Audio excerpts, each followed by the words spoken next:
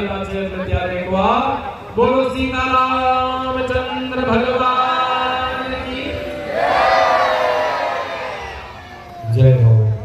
ભાગવત ભગવાન કી જય।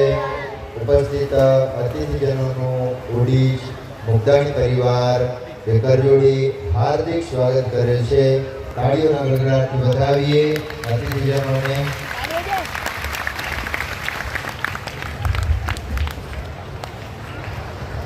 એક જોડી ભગવાનની આરતી માટે અને પછી મહાપ્રસાદ 4 વાગે બરાબર યજ્ઞ મંડપની અંદર અહીંયા મહાપ્રસાદનું આયોજન છે।